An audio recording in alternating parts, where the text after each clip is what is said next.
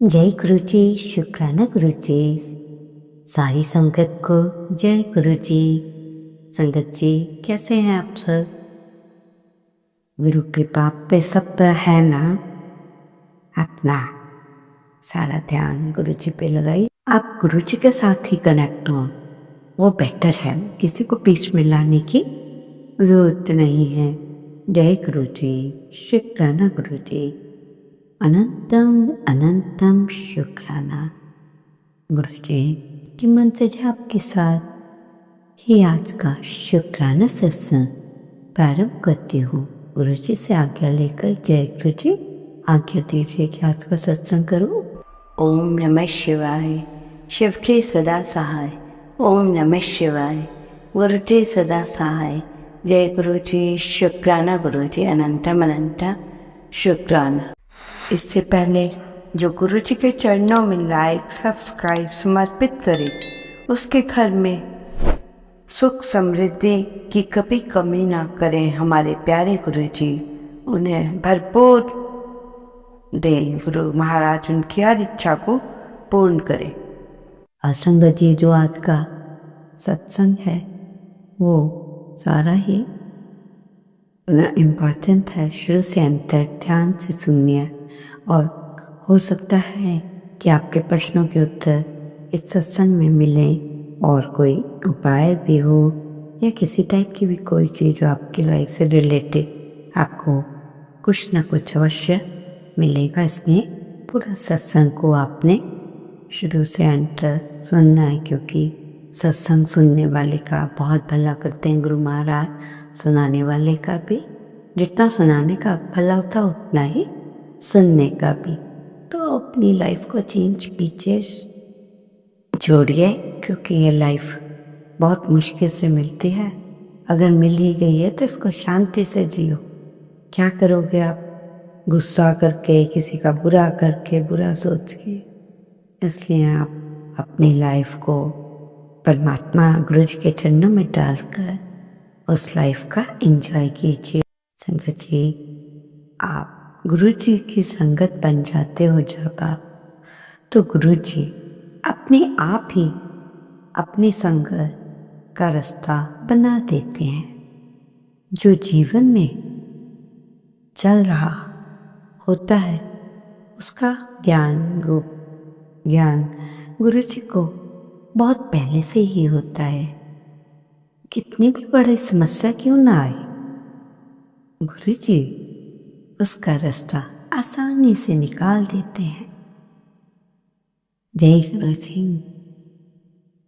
एक बार का सत्संग छोटा सा सुना रही हूँ। एक आंटी जिनके अंकल की डेथ हो गई, वो कहीं चली गई और बाद में आंटी जब थोड़ी चली गई से ऊपर नहीं, जब वो डिप्रेशन में चली गई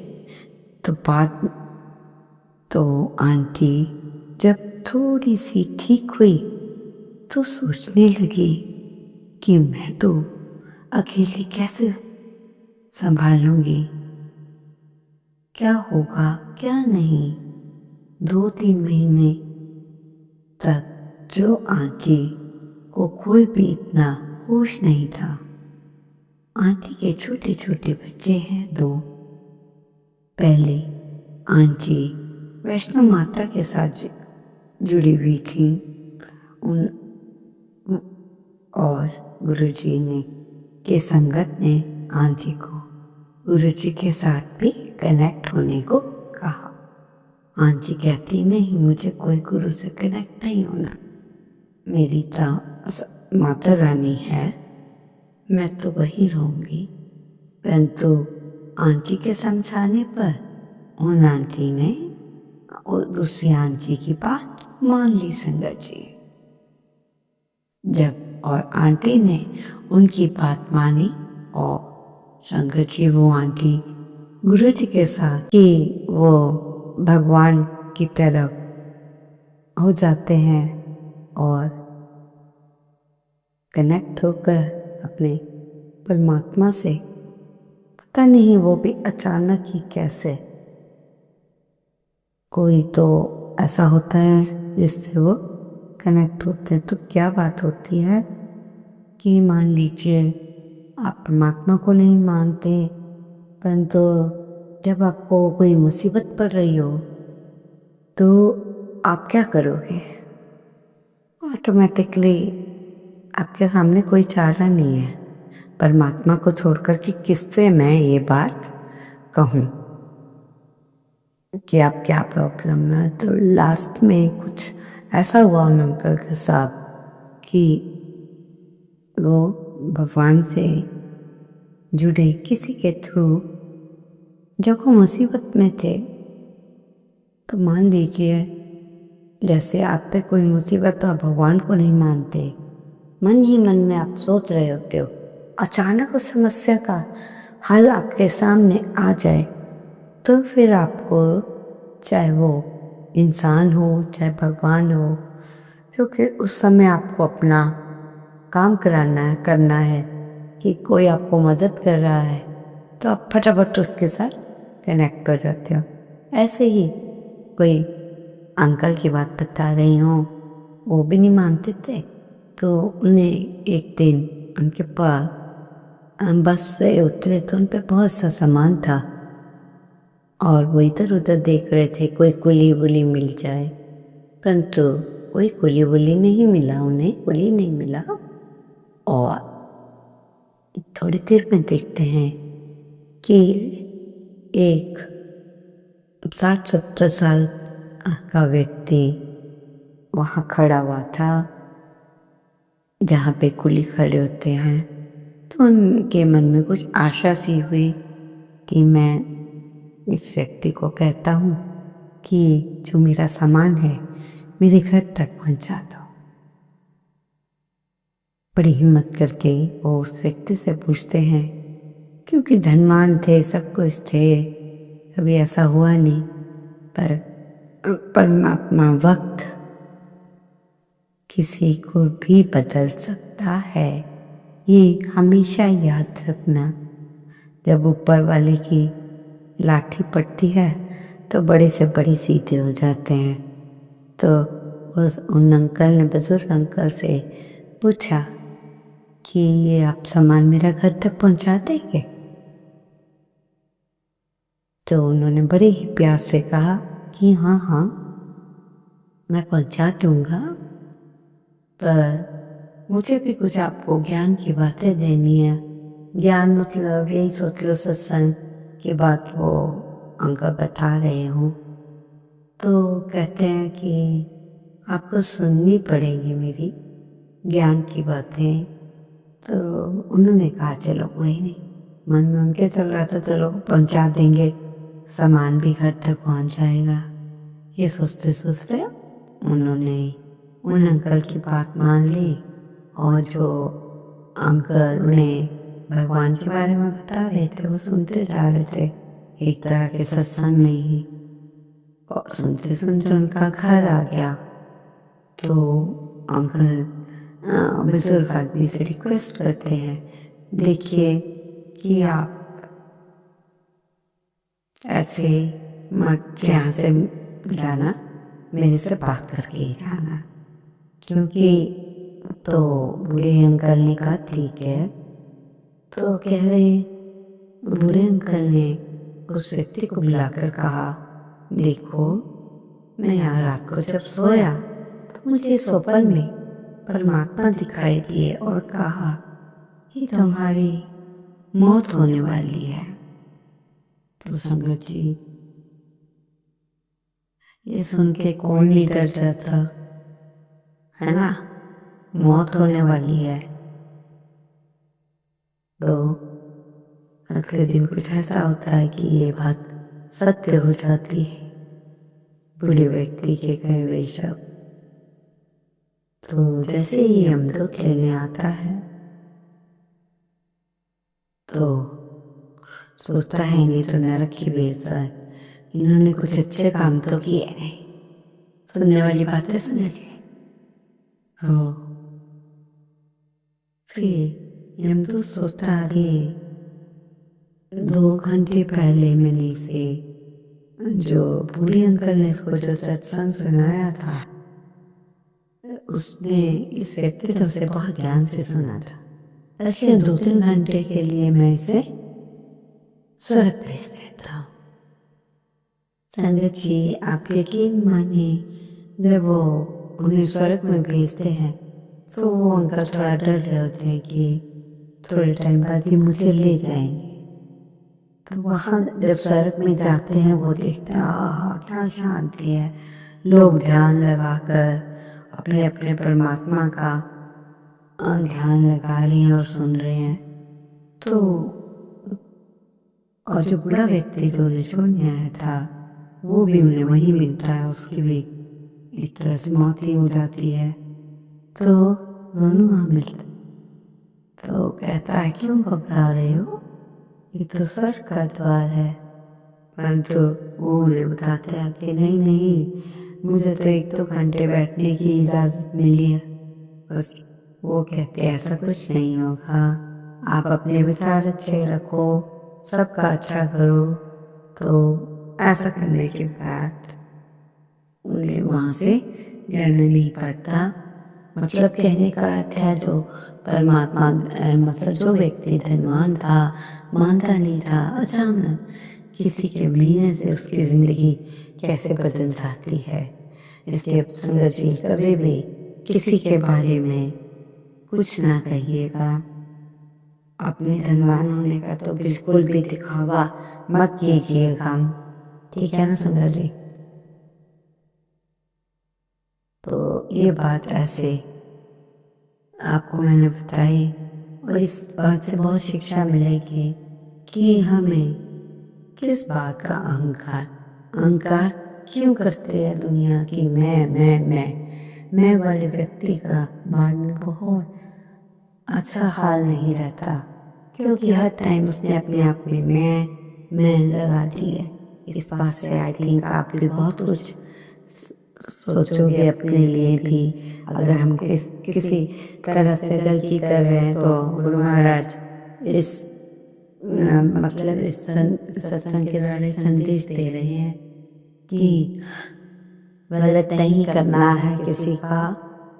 धनवान बनो ना जाने आपका कमाई का पैसा कैसा है, इसलिए आपको इन चीज़ों से दूर रहना है।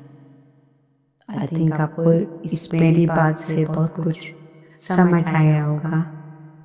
और मतलब आपको मेरा सत्संग समझ आया, क्योंकि जब वो उसे स्वर्ग में भी ले जा रहे थे ना अंगद जी, उस अंकल को तो भी मारते पीटते ले जा रहे थे, तो वो अंकल सोचते भी मेरा तो ये पूरा हाल हो जाए। संगत जी, जैसे आप उबलते पानी में कभी आपको अपनी परछाई दिखती है, नहीं दिखती ना, ठीक उसी प्रकार परेशान मन में समाधान भी नहीं दिखते। शांत होकर देखिए, सभी समस्याओं का हल हो जाता है, क्योंकि आप अच्छा सोचते हो। परेशानी में आप अच्छा नहीं सोचते, कुछ भी मन में आता है, कुछ भी।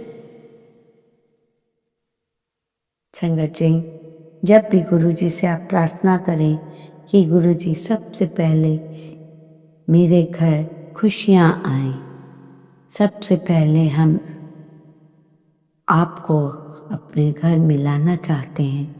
जब भी मेरे घर कोई भी संकट आए तो सबसे पहले मेरे घर की दीवार पर बनकर आप खड़े हो जाना। मेरे घर की दीवार कोई गलती आ रही हो के हमें बचा लेना, कहने का अर्थ है, और उस चीज़ से हिंगा मार। वाह गुरु जी, क्या बात है। संगत जी, जब भी गुरु जी से प्रार्थना करें कि गुरु जी सबसे पहले मेरे घर खुशियाँ आए, ठीक है, सबसे पहले हम आपको लाइए, अपने आप को जैसे बता दिया, तो इस बात का हमेशा आपको ध्यान रखना है। इसीलिए मैंने दोबारा रिपीट किया ताकि आप उसे समझ सकें। दूसरी बात, ऊंची आवाज में वही चिल्लाते हैं, ध्यान से सुनिएगा, ऊंची आवाज में वही चिल्लाते हैं जिनको झूठ बोलना होता है, क्योंकि जो सत्य होता है वो सदैव शांत होता है। उसे अपनी सत्य मतलब सच बोलने का साबित करने के लिए चिल्लाना नहीं पड़ता। जय गुरु जी। संगत जी, एक इम्पॉर्टेंट बात बता रही, बहुत ध्यान से, आपके मतलब की है। कभी भी टूटी हुई कंघी से बाल मत संवारना, रसोई घर के आगे पेशाब करना और टूटा हुआ सामान उपयोग करना, बाएं पैर से पैंट पहनना, शमशान भूमि में जाकर हंसना, लहसुन प्याज के छिलके जलाना, कूड़ा करकट कचरे का घर में होना, माँ लक्ष्मी इनके घर कभी नहीं आती। जो बातें बताई हैं, अगर आपके घर में ऐसी कोई भी बात हो रही हो तो उसे शीघ्र सही करो, ताकि माँ लक्ष्मी अपनी संगत पर खुश हो, निछावर हो, आपका भला करें।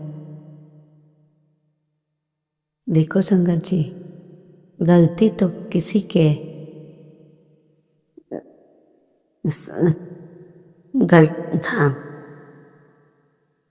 गलती तो किसी से भी हो सकती है। गलती करने वाला महान व्यक्ति भी हो सकता है, पर धोखा देना पाप है। ठीक है। परमात्मा कहते हैं, जिनके शरीर सुंदर हैं उन्हें सब पसंद करते हैं। आत्मा जिनकी सुंदर है, भगवान उन्हें पसंद करते हैं। कभी कभी बिना गलत किए भी हमें गलत ठहराया जाता है, क्योंकि जैसा लोग सोचते हैं आप वैसा नहीं करते। जय गुरु जी। अंत में यही कहना चाहूंगी, इस तरह कमाओ कि इस तरह ना कमाओ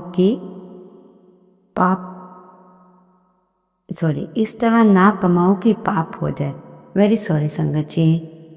इस तरह ना खर्च करो कि कर्जा हो जाए, और इस तरह ना खाओ कि मर्ज हो जाए। इस तरह ना बोलें कि क्लेश हो जाए। इस तरह ना चलो कि देर हो जाए। इस तरह ना सोचो कि चिंता हो जाए। संगत जी, कितनी प्यारी पंक्तियां हैं। इन पंक्तियों को हम फॉलो करेंगे तो बहुत कुछ समझेंगे। संगत जी, अपने गुरु जी से जल्द अपना कनेक्ट होना है, किसी के ऊपर डिपेंड नहीं होना। आपको मालूम है आज की दुनिया, चाहे वो कोई हो, आपने गुरु महाराज जी से ही कनेक्ट होना, अपना दुख सुख गुरु महाराज जी को ही रोना है।